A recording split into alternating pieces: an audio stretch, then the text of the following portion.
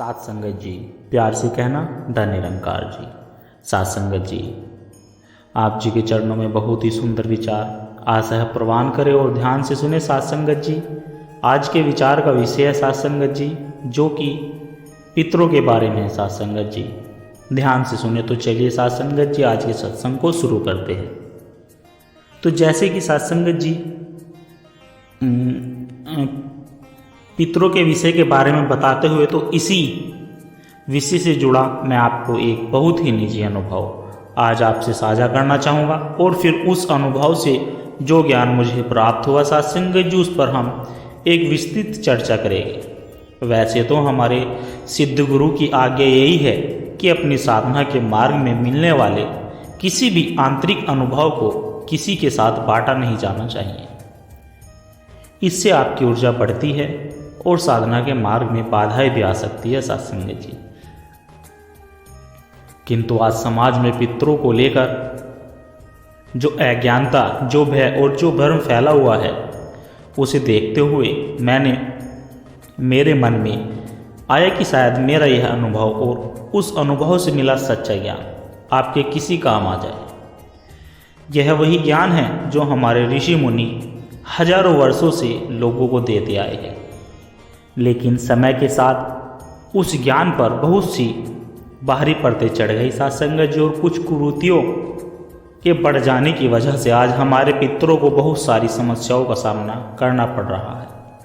सबसे पहले तो हमें यह समझना होगा कि आज के समय में शरीर त्यागने वाले 60 से 70% व्यक्ति इस स्थूल लोक के आयाम से मुक्त नहीं हो पाते। वे यही सूक्ष्म जगत में अटक जाते हैं और यही हमारे सांसारिक दुखों का एक बहुत बड़ा कारण बनता है सात संगत जी। और यह जानकर आपको आश्चर्य होगा कि संसार में रह रहे लगभग 95% लोगों की ऊर्जा शरीर में बहुत सारी बाहरी सत्ताएं यानी एंटिटीज और उनके अपने ही पूर्वज यानी एंसेंटर्स जुड़े रहते हैं। जैसे उन्हें जीवन को प्रभावित करते हैं, बहुत लोगों को यह भी प्रसन्न रहता है सात संगत जी कि मनुष्य का ही जीवात्मा क्यों भटकती है। जीव जंतु पशु पक्षी व जीवात्मा इन सभी की क्यों नहीं भटकती। तो इसका सीधा सा उत्तर यही है सात संगत जी कि मनुष्य के भीतर मन है, इसलिए उन्हें मनुष्य कहा गया है। उनके भीतर स्वतंत्र इच्छा है जो कि बाकी योनियों में नहीं है, लेकिन यह एक बहुत गहरा और लंबा विषय है। इस पर हम फिर कभी विस्तार से बात करेंगे सात संगत जी। तो बात यह है कि मैं घर पर तो ध्यान करता ही हूँ, लेकिन मैं अपने केबिन यानी फैक्ट्री में भी ध्यान करता हूँ जब भी मुझे समय मिलता है। अभी कुछ दिन पहले सात संगत जी पितृ पक्ष के दौरान ही मैं अपने ध्यान में के समय बैठा था। जैसे ही आप जानते हैं कि यह वह समय चल रहा था जब कई सिद्ध और शक्तिशाली पितृ आत्माएं कुछ समय के लिए संसार में आवागमन करते हैं। यहाँ तक कि कई सिद्धि योगी और मुनि भी सूक्ष्म रूप से यहाँ विचरण करते हैं। तो ध्यान की गहराई में एक सिद्ध पुरुष सूक्ष्म रूप से मेरे सम्मुख प्रकट हुए। सात संगत जी, अब हमारे गुरु ने हमें एक गहरा सूत्र दिया है कि ध्यान के समय अगर कोई देवी देवता या फिर ऋषि मुनि दर्शन दे तो वहाँ रुक नहीं जाना है, उन्हें प्रणाम करके अपनी यात्रा में आगे बढ़ जाना है। अगर तुम उस दर्शन में अटक गए तो तुम्हारी यात्रा वहीं रुक जाएगी। तो सात संगत जी, मैंने भी उस आज्ञा का पालन करते हुए उन सिद्ध पुरुष को मन ही मन प्रणाम किया। उन्होंने अपनी कुछ बातें कही। हमारे बीच जो संक्षिप्त वार्तालाप हुआ वह तो मैं आपको नहीं बता सकता सात संगत जी, लेकिन फिर मैंने उनसे एक प्रश्न पूछने की अनुमति मांगी। मैंने उनसे कहा कि प्रभु चरण, दिन पहले हमारे घर में पितरों के निमित्त भोजन बना था। पूजा के समय गलती से उस भोजन पर मेरा पैर लग गया और वहाँ जलाई गई धूप की राख भी उस पर बिखर गई। तो मेरी मम्मी ने कहा कि पितरों से क्षमा मांगो, तुमसे गलती हुई है। मैंने क्षमा भी मांग ली, लेकिन मैं इस विषय में अज्ञानी हूँ। सात संगत जी, कृपा करके मेरा मार्गदर्शन करें कि ऐसा गलती का वास्तविक उपाय क्या है।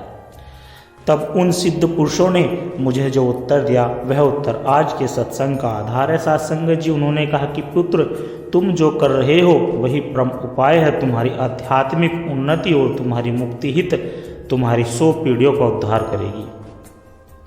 उनका कहने का जो अर्थ था, उनका जो संकेत था, आज मैं उसी विषय पर आपसे कुछ विस्तृत बातें करना चाहता हूँ। सात्संगत जी, यही सत्य ज्ञान है और यही वह ज्ञान है जो कहीं ना कहीं हमारे वेदों में, हमारे उपनिषदों में ऋषियों ने बार बार कहा कि जब वंश में कोई एक आत्मा जागती है, जब वह ध्यान और साधना में अपनी ऊर्जा और अपनी फ्रीक्वेंसी को बढ़ा लेती है तो वह स्वयं ही अपने कुल के लिए एक चलता फिरता तीर्थ बन जाती है। उनकी ऊर्जा की तरंगे सात्संगत जी, उसके प्रकाश की किरणें उसकी जड़ों तक पहुंचकर उन्हें भी शांति और मुक्ति प्रदान करती है। तो सात्संगत जी, यह सत्संग इस परम रहस्य पर है कि इसे पूरे ध्यान और खुली चेतना के साथ सुनना, बड़े ध्यान से सुनना। वह परम उपाय क्या है? वह उपाय क्या है? आत्म रूपांतरण, स्वयं का उद्धार। तो उन सिद्ध महापुरुष के जो यह वचन थे कि तुम्हारी आध्यात्मिक उन्नति और तुम्हारी मुक्ति ही तुम्हारी पीढ़ियों का उद्धार कर देगी, यही परम सत्य है। सात्संगत जी, वह गढ़ रहस्य है जिसे हमारे ऋषियों ने, वेदों ने और उपनिषदों में अलग अलग तरीके से समझाने की कोशिश की है। यह सुनने में शायद आपको आश्चर्यजनक लगे, पर आप सोचोगे कि मेरी स्वयं के उद्धार से मेरे पितरों का कल्याण कैसे हो सकता है। सात्संगत जी, मेरा जीवन तो मेरा है, उनका जीवन उनका था। इस संबंध को समझाने के लिए आपको ऊर्जा और चेतना के विज्ञान को समझना होगा। कल्पना कीजिए सात्संगत जी कि आपके वंश परंपरा एक नदी की तरह है, एक चेतना की नदी, रिवर ऑफ कन्वेंशन। आपके पूर्वज उस नदी का उद्गमन है और आप उस नदी का वर्तमान प्रवाह है और आपकी संतानें उस भविष्य का प्रवाह होगी। यह एक ही जल है, एक ही चेतना की धारा है जो पीढ़ी दर पीढ़ी बह रही है। अगर नदी में उद्गमन में कोई अशुद्धि, कोई मेल या फिर कोई भारीपन है तो क्या वह प्रवाह में आगे नहीं बढ़ेगा? सात्संगत जी, अवश्य बहेगा। पितरों की अधूरी इच्छाएं, उनकी वासनाएं, उनके क्रोध, उनके अधूरे कर्म, यह वही मैल है, वही भारीपन है जो चेतना की इस नदी में घुल गया है और आप तक पहुंच रहा है। इसी को हम स्थूल रूप से पितृदोष कहते हैं। अब आप क्या करते हैं सात्संगत जी? आप तट पर खड़े होकर कुछ पूजा की सामग्री नदी में अर्पित कर देते हैं। यह एक उपाय है, अच्छा है, इससे जल को क्षणिक शांति मिलती है सात्संगत जी। लेकिन नदी के जल को स्थायी रूप से शुद्ध करने का उपाय क्या है? तो उपाय यह है कि प्रवाह में कोई ऐसा स्थान आए जहां एक दिव्य फिल्टर लग जाए। सात्संगत जी, फिल्टर एक ऐसा शोधक यंत्र जो उस जल की सारी अशुद्धि को सोख ले और आगे केवल अमृत समान शुद्ध जल को ही बहने दे। तो मेरे सात्संगत जी, प्रिय आत्मन, आप ही वह दिव्य फिल्टर है, आपकी चेतना ही वह शोध यंत्र है। जब आप स्वयं पर कार्य करते हो, जब आप आत्म रूपांतरण के मार्ग पर चलते हो, तो आप अपनी चेतना की अग्नि को प्रज्वलित करते हैं। ध्यान, तप, स्वाध्याय, सेवा और भक्ति से जब आपकी चेतना शुद्ध और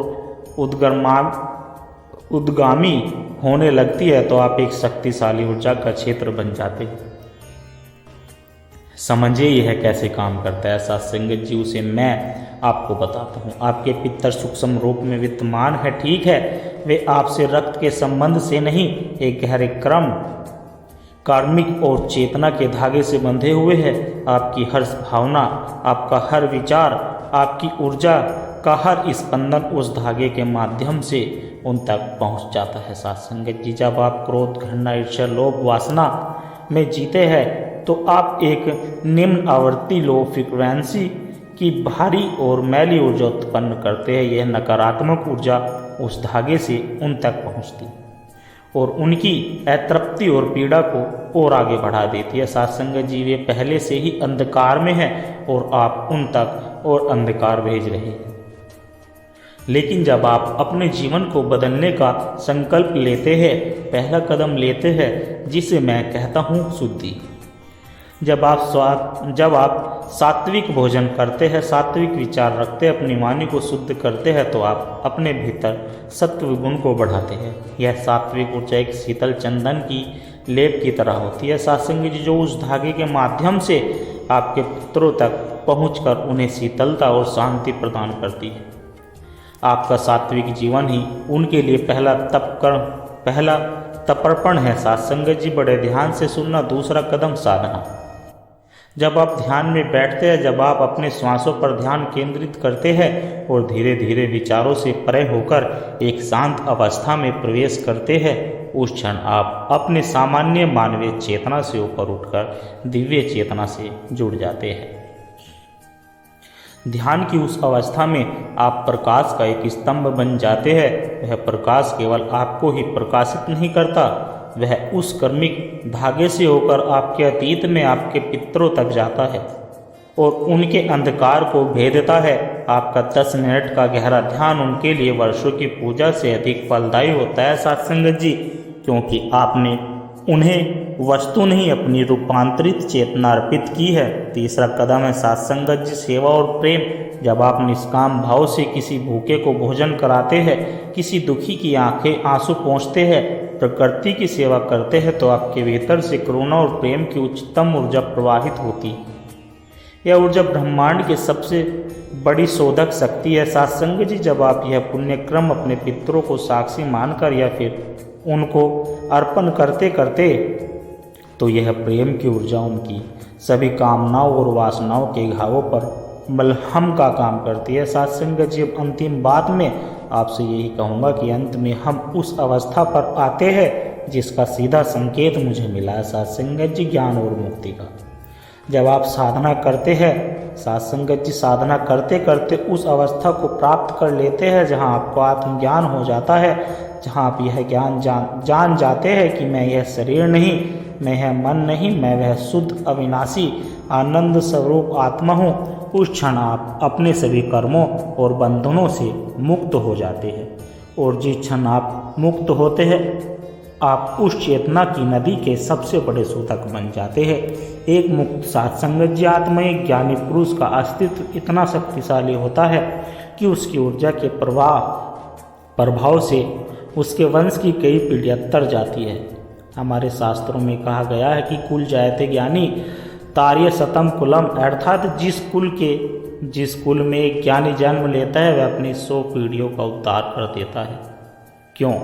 क्योंकि अब आप उस नदी के प्रवाह में मैल नहीं बल्कि आत्म घोल रहे हो। आपका प्रकाश इतना प्रखर है कि वह उद्यम तक की अशुद्धियों को भस्म कर देता है। इसलिए मैं कहता हूँ सत्संग जी, आपकी मुक्ति ही उनकी मुक्ति है। आप जब तक स्वयं बंधे हुए हैं, आप दूसरों को मुक्त कैसे कर सकते हैं? आप जब तक स्वयं अंधकार में हैं, आप अपने पूर्वजों को प्रकाश कैसे दे सकते हैं?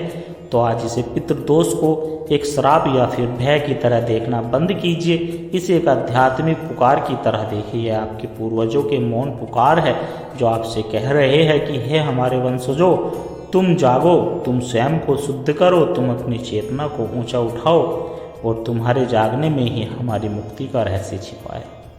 यही वह अर्थ था उन सिद्ध पुरुष के वचनों का, उनकी मुक्ति सत्संग जी, समझो इस बात को। यह एक अवसर है, एक निमंत्रण है अपने जीवन को श्रेष्ठ बनाने का।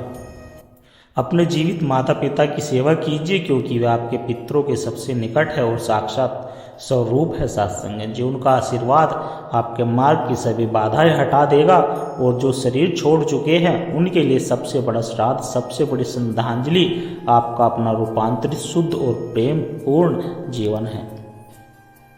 आपका चरित्र ही उनके लिए पिंडदान है, आपकी साधना ही उनके लिए तर्पण है और आपकी मुक्ति ही उनके लिए मोक्ष है। इस मार्ग पर चलिए, यह केवल आपके पितरों का ही नहीं, संतों, आपको और आपके आने वाली पीढ़ियों का और इस संपूर्ण मानवता के कल्याण का मार्ग है। तो मेरी यही प्रार्थना है सत्संग जी की परमात्मा हम सभी को आत्म रूपांतरण के इस पवित्र यज्ञ में स्वयं ही आहुति देने की शक्ति और विवेक प्रदान करे। बहुत लोग इस बात को नहीं मानेंगे, कोई बात नहीं सत्संग जी, उनकी चेतना जिस अवस्था में कोई बात नहीं चलेगा। लेकिन अगर जो जानना चाहता है, जो जिज्ञासु है, मैं चाहूँगा कि वो जिस अवस्था में है उस अवस्था से आगे उठकर जो कह रहा हूँ उसे परखे जाने, समझे कि सिद्ध से या फिर किसी और तरीके से। क्योंकि आप किसी चीज़ को मानकर बैठ जाते हो तो अपनी चेतना की अवस्था को वहाँ रोक देते हो। आपके लिए वही सब कुछ हो जाता है। ऐसा नहीं होना चाहिए। साथ संगत जी, आपको आध्यात्मिक उन्नति करनी है। जो बात लोगों ने कही है उसे ना निकारो, ना मानो साथ संगत जी, बल्कि उसे जानो।